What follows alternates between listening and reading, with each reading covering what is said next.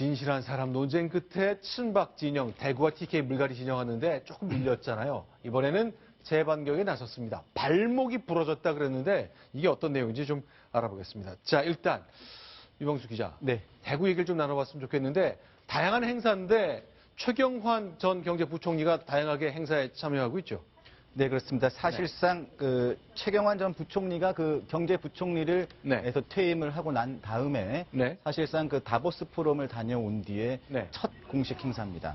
어제 하춘수 대구 북구 갑에 출마하는 예비 후보의 사무실 개소식에 직접 참석을 했는데요. 자, 이렇게 빨간색 옷으로 맞춰 입은 6명의 진실한 사람, 진박 중에 진박이라는 6 중에 제일 오른쪽에 있는 분입니다.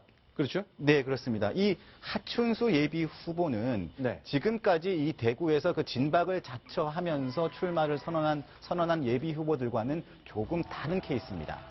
특히 이 진박이 초기에 그 전략이 좋지 않아서 밀리고 있다는 그 판단에 따라서 대구에서 오랫동안 활동을 했고 또 그 지역에서 밑바닥부터 생활을 해온 입지전적인 인물을 내세우겠다는 그 친박 쪽의 의지에 따라서 발탁된 케이스입니다. 대구 운행장 출신인데요. 71년도에 대구 운행에 입행을 해서 대구 운행장과 대구 그 DGB 그 금융지주 회장까지 지낸 인물입니다. 자, 김무성 대표와 아주 친하기 때문에 여론조사 방식까지 제안할 정도로 권은희 의원이 그 자리에 있었는데 일단 직접 도전장을 냈습니다. 그런데 이제 최경환 전 경제부총리가 그곳에 갔죠. 다양한 말들 쏟아냈습니다. 보통 친박 중심의 모임이 있을 땐 이런 분위기구나 싶은 영상을 지금부터 하나씩 공개하겠습니다. 어제 하춘수 예비후보 사무실 개소식인데요. 최경환 전 부총리 모습 보겠습니다.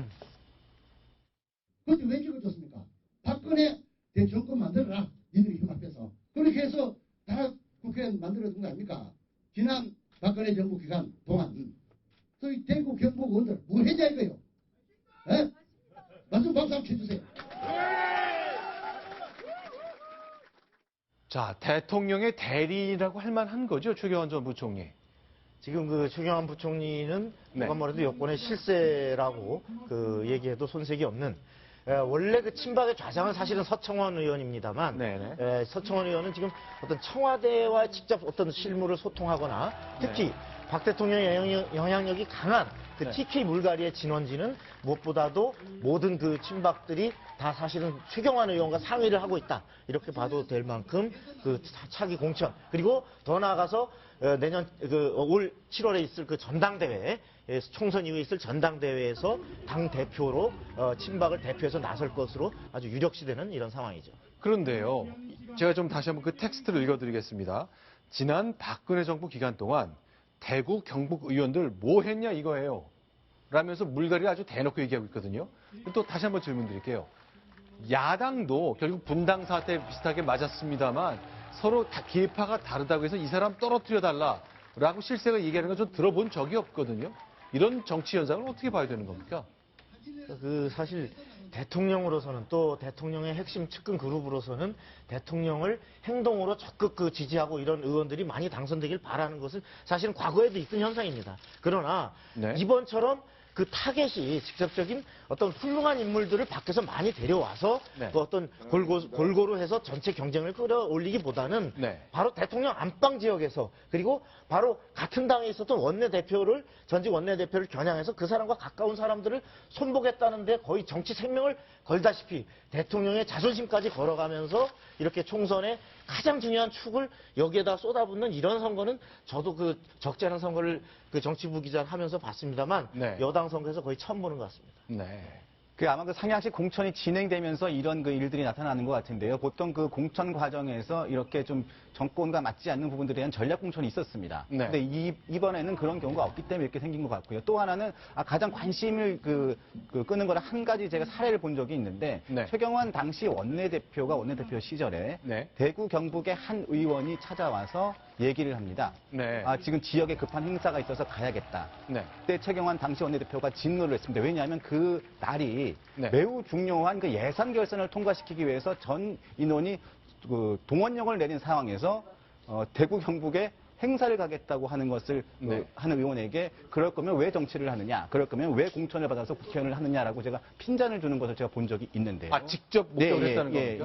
네. 아마 그런 부분들이 상징적으로 보여지는 게 아닐까 싶습니다. 대통령이라든가 여당에서 꼭 해야 될 여러 가지 일들이 있을 때 본인의 안위를 챙기는 부분은 옳지 않다. 이런 생각들을 그 여당 그 친박계 지도부 쪽에서 하고 있는 것으로 그렇게 판단이 됩니다. 자, 그러니까 추경환 전 경제부총리 이제 그 행사에서 대구 경북 의원들이 대통령 도와준 게 뭐가 있습니다라면서 대구 경북 물갈이를 얘기했습니다. 그런데 손소 변호사 콕 집어서 유승민 전 원내대표 이름은 되지 않았지만 유승민 원내대표도 아주 대놓고 비판했죠. 네, 그렇습니다. 사실 대선 당시에 그 박근혜 대통령의 공약이 사실 그 복지를 좀 강화하는 것이 있었거든요. 그러면서 이제 그 복지를 강화하되 증세는 없다. 즉 세금을 더 걷지 않더라도 복지 가능하다라고 했습니다. 그런데 그 작년 4월이죠.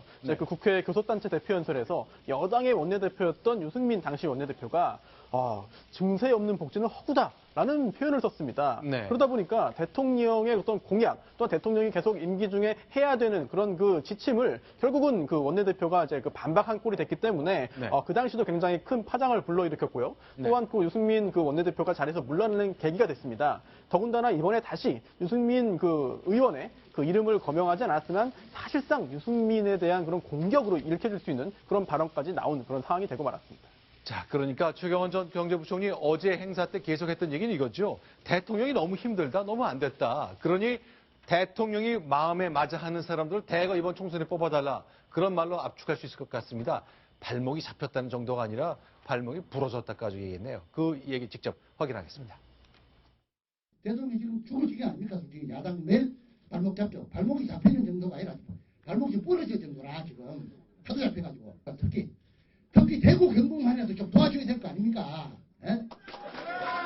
그래서 하도 답답해가지고 어떻게 내 마음을 이렇게 몰라주나 나 좀 도와달라 이렇게 하신 말씀이 진실한 사람 얘기가 바로 그 얘기예요. 네, 최경 경제부총리 좀 달변이라기보다는 좀 어눌한 매력 있는 분이라고 사람들이 얘기하고 있는데 어제 저 자리에서만큼은 열변을 쏟아내고 있군요. 실제로 그 보면 또 아주 중요한 상황일 때 열정적으로 말씀을 하시는데 사석이나 이런 데서는. 근데 최경환 부총리로서는 현재 그 경제 상황이나 여러 가지 비춰볼 때 대통령을 중심으로 좀 더 적극적으로 의원들이 나서달라는 안타까움을 가질 수는 있습니다. 그러나 대통령을 도와드린다라고 하는 것이 과연 무엇인가? 지금 친박이라고 하는 최경환 부총리를 포함해서 친박이라고 하는 의원들부터 야당 의원들을 적극 만나서 이 법안 안 통과시켜주면 집에 못 간다라고 정말 길을 가로막고 들어놓을 정도로 적극적으로 입법 투쟁을 해봤는가. 그리고 대통령이 이쯤에서는 야당을 적극적으로 만나셔서 설득 좀 해달라고 대통령에게 진언 한번 해봤는가라고 하는 부분을 지금 자꾸 남 얘기하기 전에 친박이라고 하는 의원들도 가슴에 손을 얹고 생각해 볼 때가 아닌가. 그런 생각이 듭니다.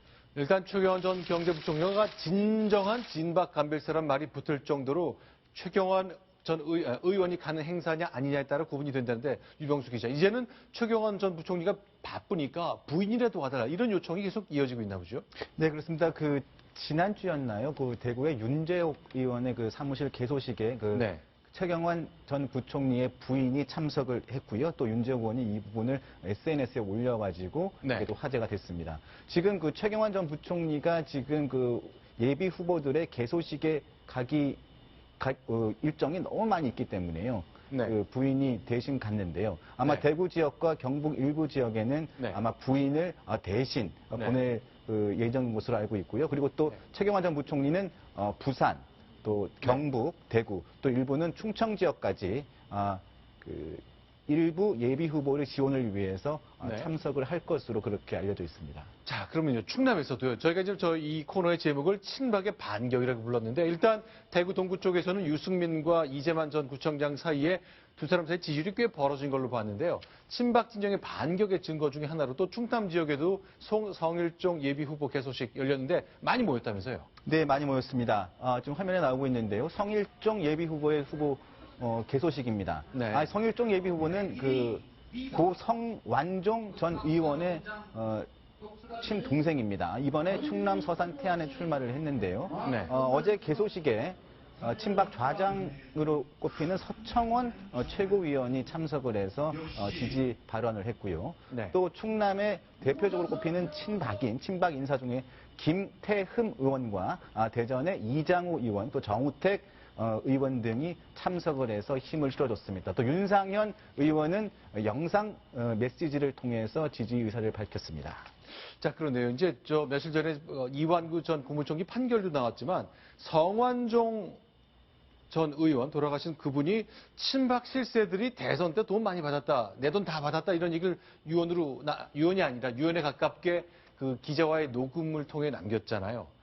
자, 이거 친박 진영들은 좀 부담스러울 것 같은데 그 동생분의 예비 후보 개소식에 많이 갔네요.